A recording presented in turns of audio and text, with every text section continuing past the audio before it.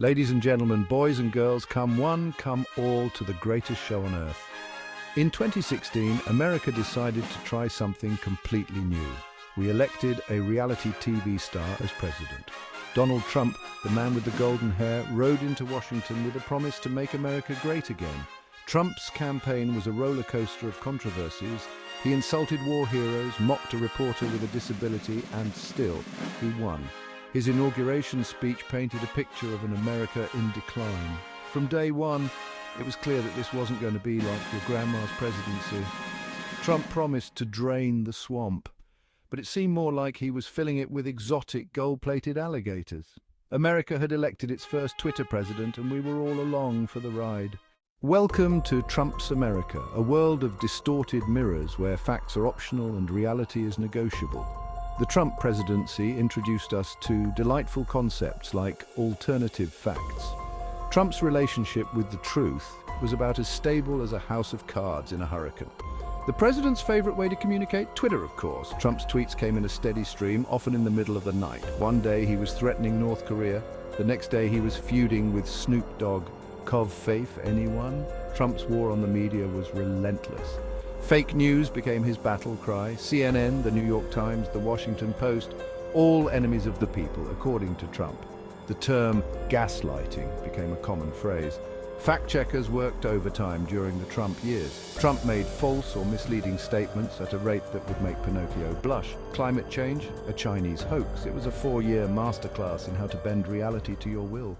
Hold on to your wallets, folks, because Trump's economic policies were a wild ride. The 2017 tax cut was the centerpiece of Trump's economic agenda. The idea was simple: cut taxes for corporations and the wealthy, and the benefits would trickle down to the average person. The result? A sugar rush for the stock market and a mountain of debt for the country. But what about those promised benefits for the middle class? Well, they were about as easy to find as Trump's tax returns. The richest 1% of Americans were projected to receive 83% of the tax cuts by 2027. Hold on tight, world, because Trump's foreign policy was a roller coaster without a safety bar. America first was the slogan, but it often looked like America alone. Trump approached international relations like a bull in a china shop. If the bull wore a "Make America Great Again" hat and tweeted insults at the shopkeeper. Foreign policy expert: NATO, obsolete, according to Trump, until it wasn't.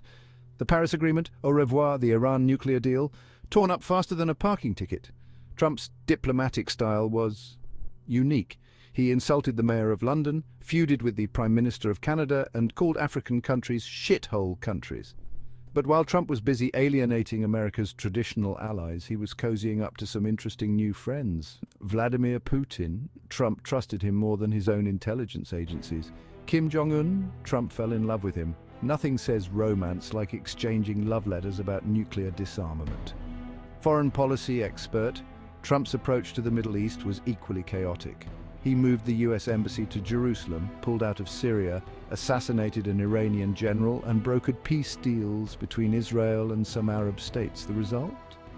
A world order messier than a bowl of alphabet soup, but hey, at least we got some great photo ops. Part 5, Draining the Swamp, with more swamp.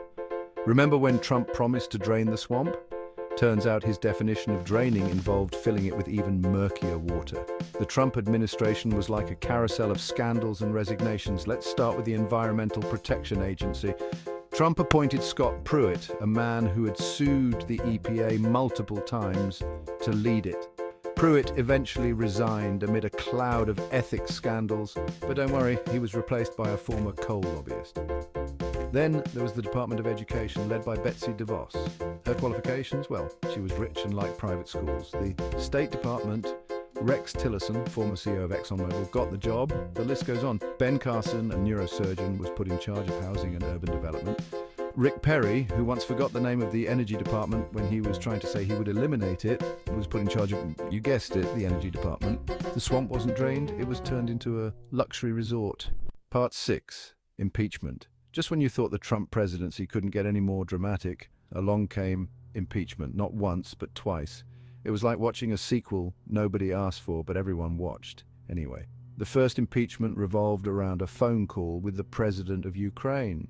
Trump asked for a favor to investigate his political rival, Joe Biden. The House of Representatives voted to impeach Trump for abuse of power and obstruction of Congress. But the real drama unfolded in the Senate trial. Republicans circled the wagons around Trump. The defense's argument? Basically, if the president does it, it's not illegal. In the end, Trump was acquitted by the Senate. But wait, there's more. Just when you thought it was safe to turn off the news, along came impeachment, the sequel. This time the charge was incitement of insurrection following the events of January 6, 2021. Trump became the first president ever to be impeached twice. Part 7. COVID-19, the ultimate test. Just when the Trump administration thought they'd seen it all, along came a twist that not even the most imaginative screenwriter could have dreamed up. COVID-19. The pandemic was the ultimate test of Trump's leadership, and let's just say the results were mixed. At first, Trump downplayed the virus.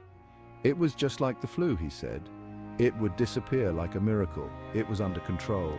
It was like watching the captain of the Titanic insist that the iceberg was actually a friendly dolphin. As the number of cases began to rise, Trump's daily press conferences became must-see TV. The economy crashed, unemployment skyrocketed, and the US became the global epicenter of the pandemic. Part 8. The Big Lie and January 6th. As the 2020 election approached, Trump began laying the groundwork for what would become known as the Big Lie. He claimed that the only way he could lose was if the election was rigged. When the votes were counted and Biden was declared the winner, Trump refused to concede. What followed was a bizarre spectacle of lawsuits, recounts, and wild conspiracy theories. Dominion voting machines flipped votes. Dead people voted.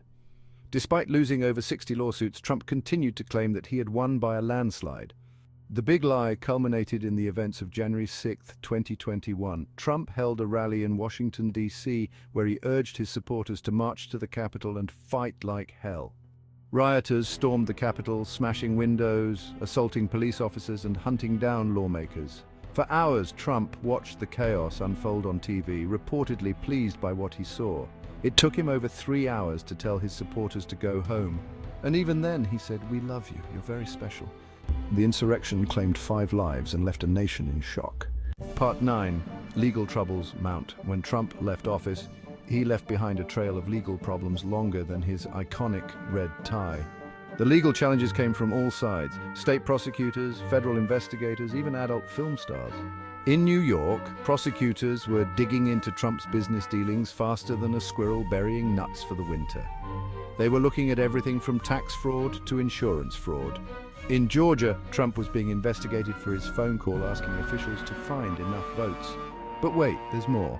The Justice Department was investigating Trump's handling of classified documents. Apparently, top-secret documents don't make very good decorations for Mar-a-Lago. And let's not forget the ongoing investigations into January 6th. Turns out there might be legal consequences for inciting an insurrection. The legal saga continues with no end in sight. Part 10. The Trump Effect, America's Hangover. When the dust settled after the Trump presidency, America was left with the mother of all political hangovers. It was like waking up after a 4-year bender, finding a tiger in your bathroom and realizing you'd gotten the Constitution tattooed on your face. Except the Constitution was written in Comic Sans. The Trump effect had permeated every corner of American society, leaving nothing untouched. Politically, the country was more divided than a pizza at a kid's birthday party. Republicans were split between Trump loyalists and those trying to distance themselves from the Maga brand. It was like watching a family feud if the family were the cusp of succession. Democrats, on the other hand, were united in their opposition to Trump, but divided on how to move forward. It was like herding cats. If the cats were all running for president, the Trump era may be over, but its effects will be felt for years to come.